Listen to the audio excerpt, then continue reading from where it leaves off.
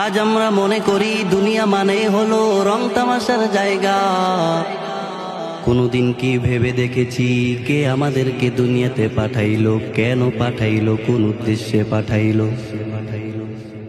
আল্লাহ তাআলা বলেন, আফা হাসিবতুম আন্নামা খলাকনাকুম আবাসাও ওয়া আন্নাকুম ইলাইনা লা তুরজাউন।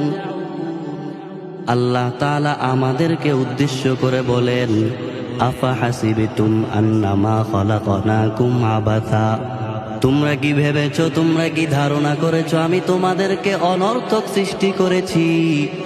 ওয়া আন্নাকুম ইলাইনা লা তুরজাউন, তোমরা কি আমার কাছে ফিরে আসবা না? তোমরা কি মনে করেছো আমার কাছে ফিরে আসতে হবে না? ও মুসলমান ভাইরা রে আমার, আল্লাহ তাআলা দুনিয়ার মধ্যে কোনো কিছুই অনর্থক সৃষ্টি করে নাই।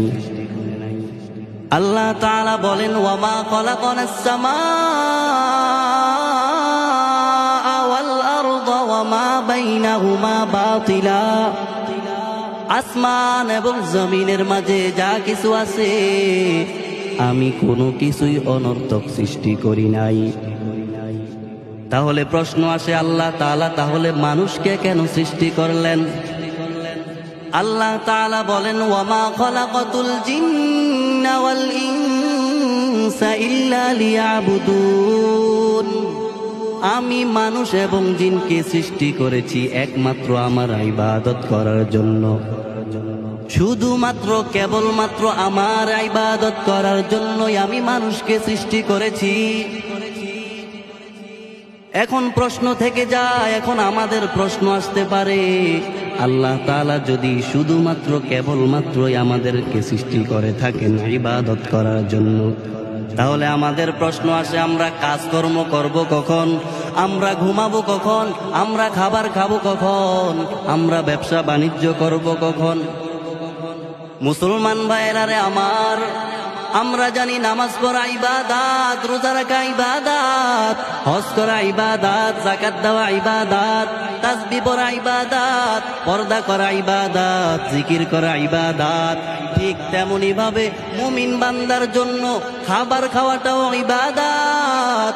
যদি রসুলের সুন্নত তরিকায় হয়, মুমিন বান্দার জন্য ঘুমানোটাও ইবাদত। যদি নবীজির আদর্শ অনুযায়ী হয়, মুমিন বান্দার জন্য ব্যবসা করাও ইবাদত। যদি রসুলের আদর্শ অনুযায়ী হয়, মুমিন বান্দার জন্য হাসি দেওয়াটাও ইবাদত।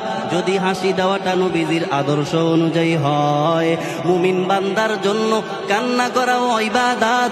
যদি কান্না করাটা আল্লাহর জন্য হয়, মুমিন বান্দা যা করবে সবই ইবাদত, শুধুমাত্র আল্লাহর জন্য হতে হবে আর নবীজির সুন্নত তরিকায় হতে হবে।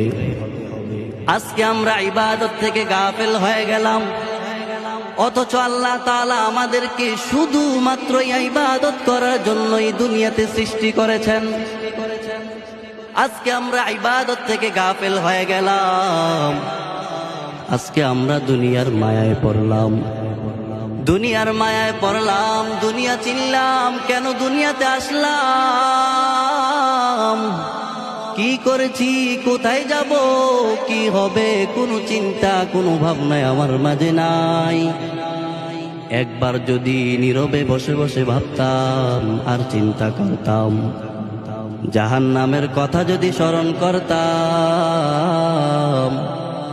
আর যদি চিন্তা করতাম ওই অন্ধকার কবরে একা একা কিভাবে থাকবো, এগুলো যদি চিন্তা করতাম আর ভাবতাম কে আমাদেরকে দুনিয়াতে পাঠাইলো, কেন পাঠাইলো, কোন উদ্দেশ্যে পাঠাইলো, এগুলো যদি চিন্তা করতাম, তাহলে জীবনেও গুনার কাজে লিপ্ত হতাম না।